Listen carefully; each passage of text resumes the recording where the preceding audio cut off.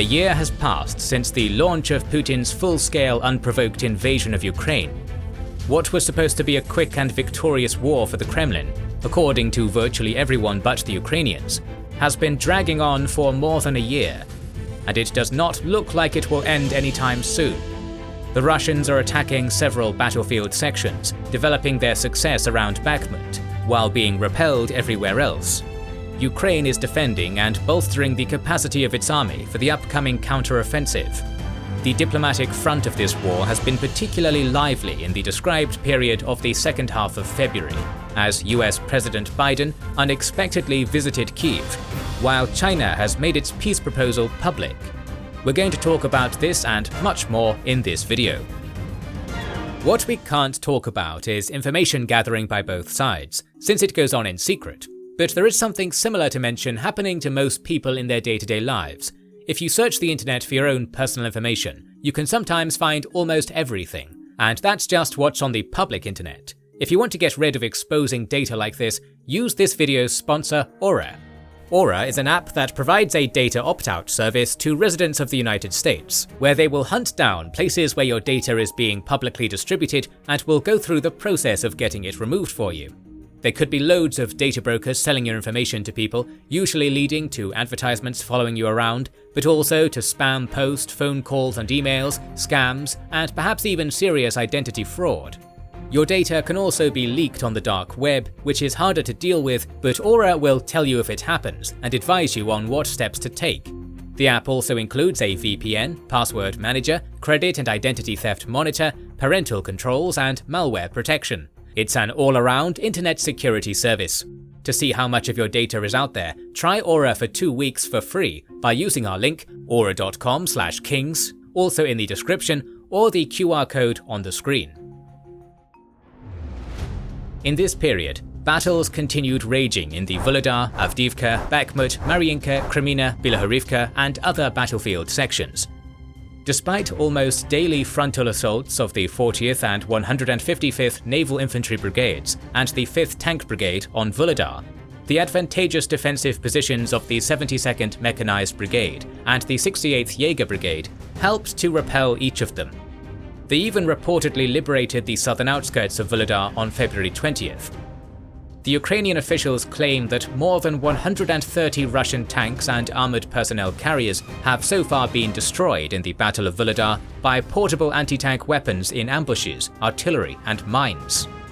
Russian military bloggers have been criticizing the commander of the Eastern Military District, Colonel General Rustam Muradov, very strongly for his reported role in this botched offensive. But it looks like Russia will continue to target Villada, as there have been several reports of new units being deployed to this sector. On the North Luhansk front, Russia succeeded in making only minimal gains. According to the Institute for the Study of War, Russia has already deployed most of the forces belonging to the Western Military District to battles on this front, without much success. On February 18th, elements of the 4th Guards Tank Division and the 61st Naval Infantry Brigade captured Yanikivka. On February 20th to 22nd, the 75th Guards Air Assault Division, BAR's infantry battalions, and regular units of the Russian army made a small amount of progress west of Kreminna, while the LPR 2nd Army Corps gained some ground around Bilohorivka. In this period, Russia captured more land around Bakhmut. On February 18th, Wagner mercenaries captured Paraskovivka and made progress from Blahodashna towards Zaliznianska. The capture of Paraskovivka means the Russian forces have control over the junction of the MO3 TO1513 highways leading to the northern outskirts of Bakhmut. This was followed by progress in the Yahidna and Stupka districts of Bakhmut. At this point, Bakhmut is attacked from the north, south and east, and Wagner units have been making gains in the city, making the situation for the Ukrainian defenders of the city worse. As of March 1st, Ukraine still controlled the TO504 highway and the settlement of Ivanivska on it, which has prevented the Russian army from cutting all the supply lines and trapping the Ukrainian contingent in Bakhmut. For now, Ukraine is holding Bakhmut, but they may reach a stage where withdrawing from Bakhmut to save their units would be the most logical scenario. Zelensky implied this on February 20th by saying that Ukraine will keep defending Bakhmut, but not at any cost. On February 28th, the Deputy Defense Minister of Ukraine, Hanna Maliar, admitted that the situation is difficult in Bakhmut, reinforcements have been sent there. The decision to hold the city is a strategic one, not a political one. So we may see a Ukrainian withdrawal to the next line of defense rather soon. There was some notable activity in the Mariinka and Avdiivka sections of the front too. Elements of the 150th Motor Rifle Division and Bars battalions have achieved some progress inside Mariinka by reportedly bypassing the center of the town and advancing on its south on February 16th. The former commander of the separatist DPR, Igor Girkin, claimed on February 21st that the Ukrainians had gained some ground from Kamyanka towards Vasilivka, which was later confirmed by the reports of the Ukrainian General Staff. A very important development occurred in Mariupol, which should not be ignored. On February 22nd, the Ukrainian army struck Russian military assets in the city. Mariupol is just beyond the range of HIMARS, which excludes the possibility of a HIMARS strike. The Russian military correspondent on the ground claimed that they are definitely bombing us with something new, which exacerbated speculations about the weapon the Ukrainians used to make this strike. Some speculated that it was the ground-launched small-diameter bombs, which have a range of 150 kilometers. The United States pledged GLSDB to Ukraine in early February, but few expected it to arrive within such a short period of time. The New Voice of Ukraine speculated that this could have been a Ukrainian-produced weapon based on the Soviet Smerch MLRS. The Ukrainian command has so far been understandably coy about specifying the weapon they've used in these strikes, but the words of the spokesperson of the Ukrainian army, Natalia Homeniuk, demonstrate that they will continue. At this stage, we can only say that distance is a very relative notion. The Mariupol front is not absolutely unattainable for us. The ability to make long-range precision strikes would be massive for Ukraine. Russia has somewhat mitigated the threat of HIMARS by moving some of its assets deeper into the occupied territory. This option would not be available for the Russian army if Ukraine possessed long-range precision systems. For now, an offensive from Belarus looks even more unlikely, as on February 23rd, Lukashenko stated that he does not see any danger from Ukraine anymore. As of early March, Belarus has not blamed Ukraine for the attack on the Russian A-50 aircraft stationed in Belarus, which was reportedly carried out not by Ukrainian drones but by Belarusian partisans. In the second half of February, Russia continued targeting Ukraine's critical civilian infrastructure. On February 16th, Russia launched 32 cruise missiles on Lviv, Poltava, Kirovohrad, and Dnipropetrovsk oblasts, only 14 of which were shot down by the Ukrainian air defenses.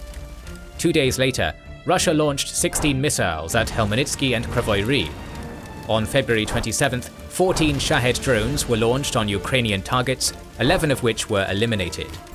On the following day, Ukraine retaliated by successfully destroying a Rosneft oil depot in Tuapse with a drone, and attempting several other UAV attacks on Russian territory. Late on February 28th, Russian sources reported an explosion on the Yeysk airfield, which was supposedly caused by a missile strike. Notably, the intensity of Russian missile and drone attacks has significantly dropped compared with the onslaught in the autumn and winter of 2022. Perhaps there is some truth to the Ukrainian claims that the Russians are running out of missiles. Recently, the Ukrainian military intelligence chief, Kirilo Budanov, claimed that Russia could produce only 40 cruise missiles monthly. That is roughly what Russia uses in a single attack. There have been no new reports of Russian purchases of Iranian drones either, which may explain their decreased usage.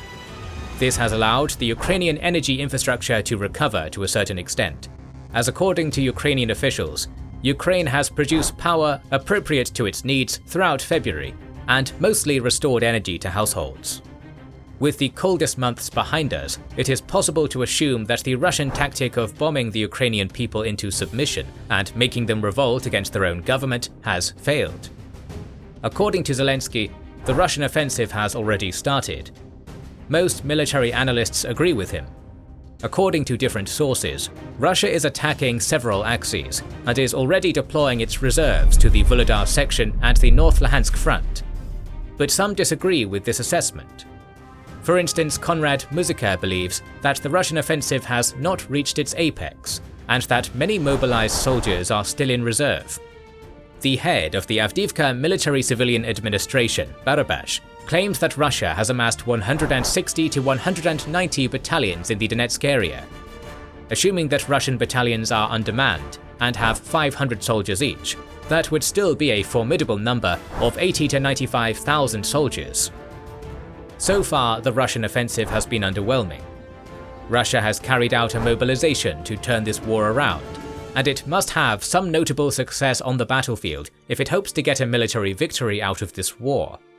But the Russian military continues to be hindered by the low morale of its soldiers, conflicts between different groups of the army, some suspect decisions by the command, and recently revealed ammunition shortages. It also looks like the Russian command is trying to make changes on the tactical level to offset some of its shortcomings. According to a Ukrainian military officer, Russia has been switching from deploying battalion tactical groups to assault units in offensive operations. Assault units are smaller and more flexible, which makes sense, as Russia has had trouble launching offensives with larger units since the start of the war. The Russian offensive will demonstrate if this switch makes the Russian army more effective on the battlefield. There have also been reports about Russia considering using its air force more actively. Russia has so far failed to translate its massive numerical advantage in military aircraft to air domination due to the successful use of portable air defense systems like Stingers and self-propelled anti-aircraft guns like Gepard by Ukraine, and the unwillingness of Russia to risk more losses of its aircraft.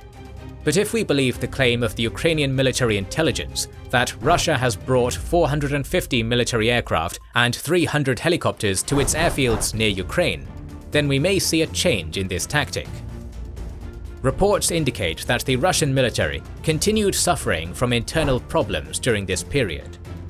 On February 16th, the financial chief of the Western Military District, Marina Yankina, was found dead under suspicious circumstances in St. Petersburg, adding to the list of mysterious deaths of Russian political, business, and military elite members. On the same day, the Wagner Group started complaining about the lack of artillery supplies. They released a video complaining of shell hunger, and then another video showing scores of dead bodies of Wagner mercenaries, blaming this on a lack of artillery shells. This was followed by a launch of the #GiveShellsToWagner campaign by Wagner supporters on social media. Wagner, and specifically its leader Yevgeny Prigozhin, blamed this shortage on the conflict with the Ministry of Defense. Everyone points their fingers above and say, "Yevgeny Viktorovich, you know that you have difficult relations there. You should go and apologize and repent, and then your fighters will get shells." Apologize to who? Repent to who?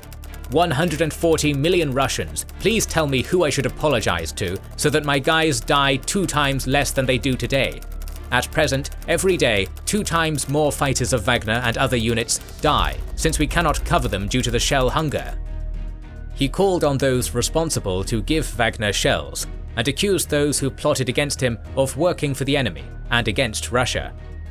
Prigozhin also added that the Wagner Group only gets 20% of the artillery shells requested by them.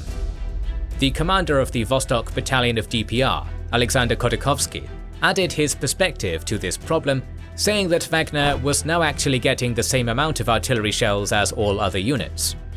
Evidently, Wagner used to have preferential treatment regarding supplies, which were getting depleted a year into the war. Notably, Ukrainian officials have earlier claimed decreased artillery usage by Russia, indicating their shell hunger. Back in December 2022, Budanov stated that Russia was using 20,000 shells per day, a 3-fold decrease from the start of the war.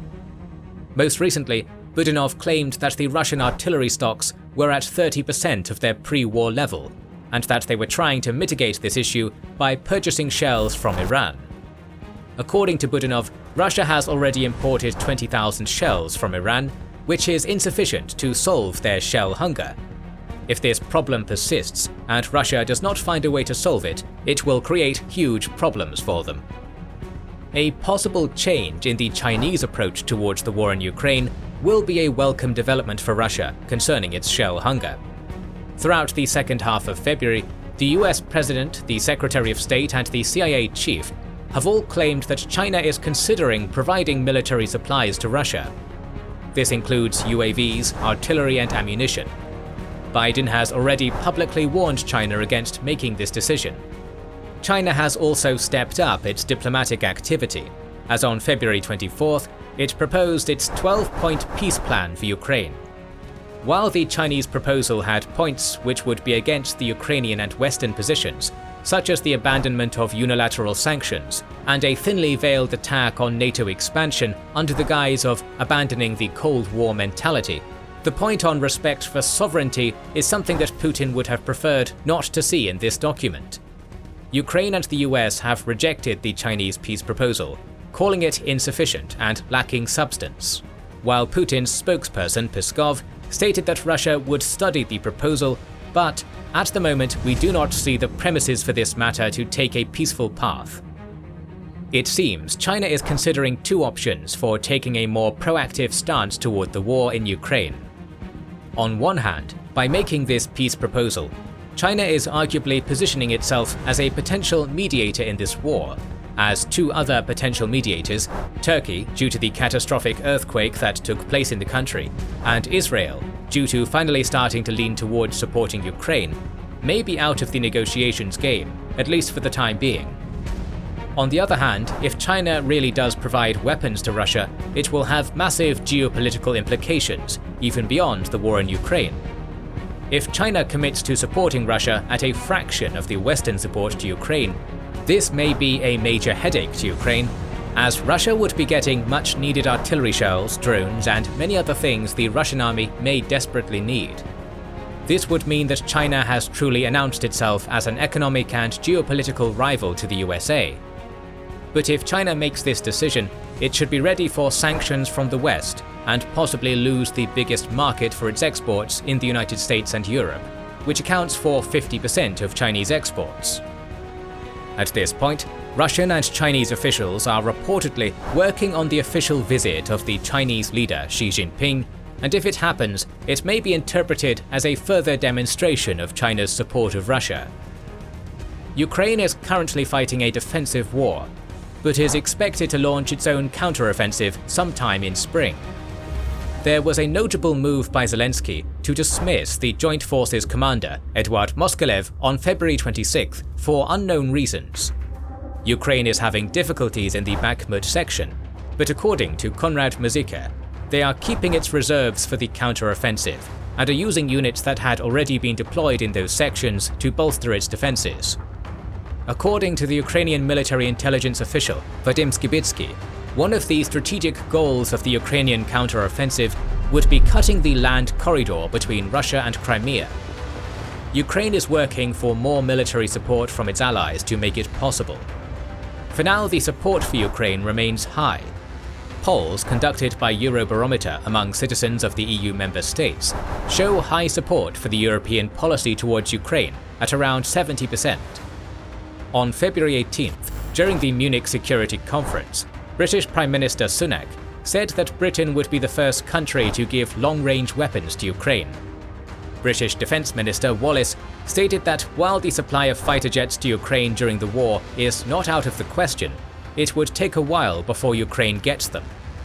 On the same day, France pledged 25 AMX-10R armoured fighting vehicles. There has been some concern about the promised Western tanks in this period. The US defense official Christine Wormuth stated that the US could take more than a year to deliver M1 Abrams tanks to Ukraine. According to the Times, Ukraine expects close to 320 tanks, but only 50 of them will be on the battlefield by April. Clearly, this is insufficient for the major breakthrough that Ukraine is trying to achieve. Ukraine's Defense Minister Reznikov has claimed that Ukraine will have at least 2 tank battalions of Leopard 2s and 6 or 7 tank battalions of Leopard 1s. The size of a tank battalion in Ukraine is usually over 30 tanks. There will also be tank units consisting of Challenger 2 and Abrams tanks. Notably, on February 24th, 4 Leopard 2s pledged by Poland arrived in Ukraine. Ukraine's allies committed to transferring more tanks to Ukraine, as Finland promised 3 Leopard 2s as part of its 13th military aid package, worth over 160 million euros. Sweden promised 10 Leopard 2s, along with Hawk and Iris-T air defense systems, while Germany increased its pledge to 18 Leopard 2s. On February 20th, US President Biden visited Kyiv to send a message of unwavering support on the eve of the war anniversary. He announced a new military aid package during his meeting with Zelensky, worth $500 million, which reportedly includes HIMARS ammunition, anti-tank weapons, and radars, among other things. According to CNN, Russia was planning to carry out the test launch of its Sarmat intercontinental ballistic missiles during Biden's visit, but it failed. On the same day, the Israeli parliamentary delegation visited Kyiv, which was followed by the visit of Italian Prime Minister Meloni. And on February 20th, Japan announced $5.5 billion worth of financial support to Ukraine. On February 23rd, the Australian Defence Minister Miles said that they were preparing a $33 million military aid package to Ukraine, including drones. On February 24th, the United States pledged a $2 billion military aid package to Ukraine. This package includes additional HIMARS ammunition, 155mm artillery shells, Cyberlux K8, Switchblade 600, Altius 600 and Jump 20 drones. On February 25th, the EU Council announced its 10th sanction package against Russia. The focus was on prohibiting exports of goods that could be used in military production. On February 26th, the Croatian media reported that Zagreb plans to send 14 Mi-8 helicopters to Ukraine. On the same day, Saudi Arabia pledged $410 million worth of humanitarian aid. Germany sent additional military assets. Estonia promised a package worth 400 million euros, and Bulgaria started producing 122mm artillery shells for Ukraine. On February 27th, it was reported that a Serbian company sold 3,500 pieces of ammunition for Grad MLRS. Ukraine continues getting significant support from its allies, but it needs to find a way to ensure the delivery of Western tanks as soon as possible if it intends to start its offensive in spring. Putin's only notable diplomatic response to increased Western support since the turn of the year was the announcement of the suspension of the Strategic Arms Reduction Nuclear Treaty with the United States during his State of the Union speech, where he merely reiterated all his earlier narratives attacking Ukraine and the West. According to the Wall Street Journal, the UK, France and Germany are working on a NATO-Ukraine treaty, which will not grant a path of membership to Ukraine or any security guarantees, but will supposedly give more access to Western weapons. These countries are apparently pushing Kyiv towards a settlement with Russia, since they do not trust that Ukraine is capable of liberating all of its territories, while the Western military and economic support cannot continue indefinitely. Paris and Berlin have more or less followed this path for a while now, but if there is some truth to this report, this is a significant change in British policy, as the UK has been a key ally for Ukraine since the start of the war, along with the USA, Poland and Baltic states. Ukraine will likely rely on its counter-offensive to prove its reluctant allies wrong, to show that there is indeed a military solution to this war. There are interesting developments related to the Moldovan breakaway region of Transnistria, ruled by another separatist regime backed by Moscow. On February 21st, Moldovan Prime Minister Dorin Recian claimed that Russia plans to take over the Chisinau airport to deploy its troops and organize a coup in Moldova. This was followed by Zelensky's statement that Ukraine would be ready to help Moldova reclaim Transnistria if requested. On February 23rd, the Russian Ministry of Defense accused Ukraine of planning to invade Transnistria. On February 27th, the Ukrainian Southern Command reported that it had moved some of its forces to the border with Moldova to protect its border in case of a provocation. At this point, Russia is in no position to defend Transnistria, as it simply lacks a land corridor to send troops in. Russia reportedly only has 1,000 to 2,000 troops in this area, and defeating them for the battle-hardened Ukrainian army should not be a major problem, and many speculate that Ukraine may just do that to capture vast reserves of ammunition in Russian military bases. Both countries are struggling economically as they enter the second year of the war. Ukraine's 2023 budget deficit equals $38 billion, which it intends to resolve with the help of its allies, while Russia has spent a whopping third of its budget, $114.4 billion, on the war in 2022, which does not seem sustainable for Moscow. According to Budanov, we will see battles that decide the fate of the war in the spring of 2023.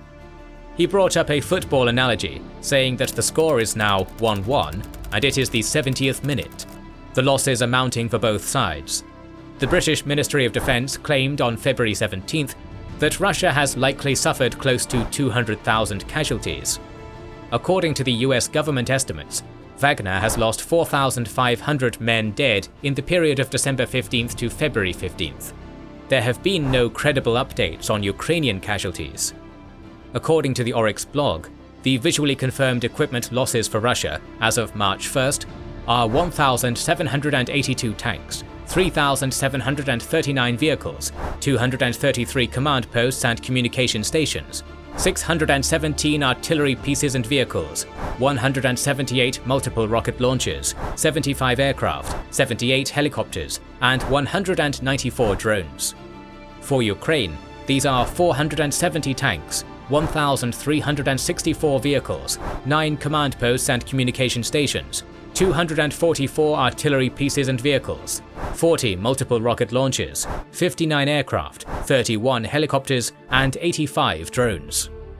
We will talk about this conflict more in the coming weeks, so to ensure you don't miss our videos, subscribe and press the bell button. Please consider liking, subscribing, commenting and sharing, it helps immensely. Recently, we have started releasing weekly Patreon and YouTube member exclusive content. Consider joining their ranks via the link in the description or the button under the video to watch these weekly videos, learn about our schedule, get early access to our videos, access our private Discord, and much more. This is the Kings and Generals channel, and we will catch you on the next one.